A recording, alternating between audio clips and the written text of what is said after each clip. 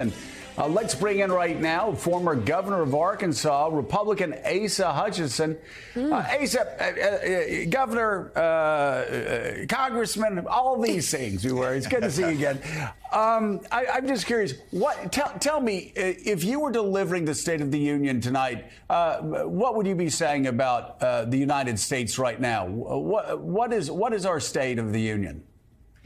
Well, one, it's great to see you, Joe. And this is an incredible opportunity. I mean, if you're president, timing is everything. And, you know, there's a lot of interest with the Chinese spy balloon that crossed the United States. He's got an opportunity to provide some new information, some new insights. He hasn't spoken to this dramatically or directly yet. And so this is very, very important opportunity to address the U.S.-China relations, and it will be newsy. It will be of great interest and very important to the future of America. So I think everybody's going to be sitting on the edge of their seats waiting for a discussion of that relationship, most importantly. Governor, I know some people have talked about you possibly running for president of the United States, and I want you just for a minute, if we can, and you've been very good about not following everybody into the weeds on partisanship. I get frustrated a lot of times on this show, and I did while Donald Trump was president. I did when Barack Obama was president before that, and I am now. Everybody's so negative about America. Everybody, you know, when one party's out of power, they're talking about how weak the military is or how weak this is or how weak that is.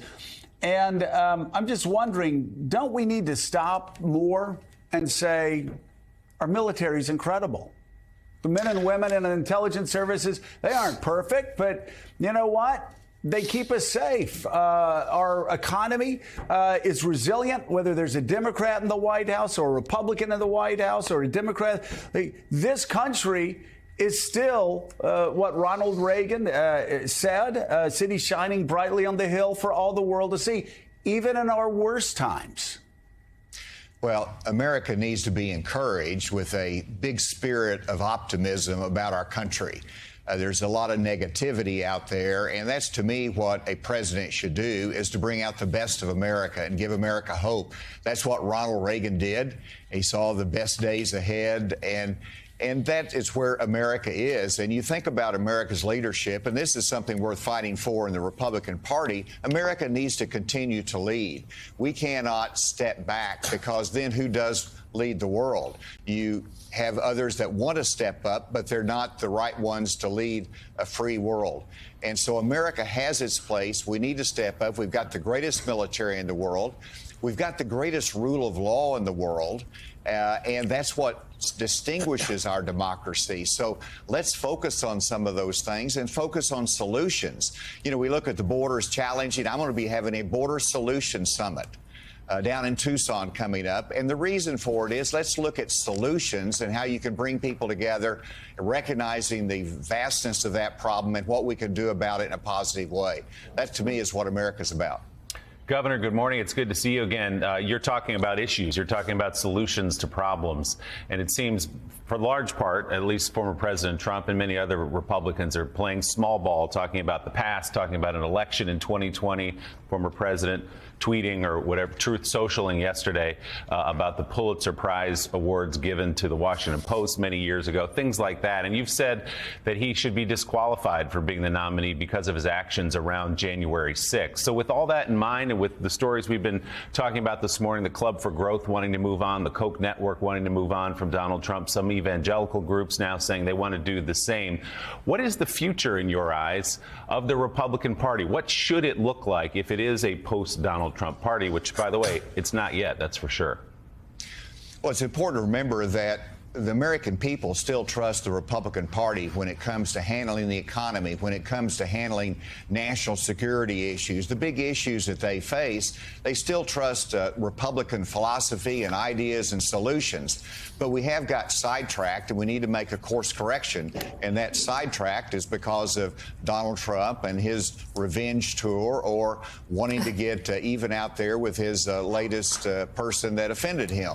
And so we do need to talk about stop and get back to our ideas and solutions. To me, that's the most important thing in the next 3 months is the message, a conservative message that is solution-oriented and optimistic about the future of the country. And wherever we have leaders like that, you're going to be bringing in and you're going to be bringing the Republican Party back to the balance that it has historically had. So, Governor, the Republican who has the biggest stage tonight to deliver that message is your successor. You were term limited from the State House there in Arkansas, but Sarah Huckabee Sanders, from a prominent Republican family, of course, Donald Trump's former press secretary, will be delivering the Republican response to the State of the Union tonight. What would you like her message to be, and what challenges do the voters in your state face?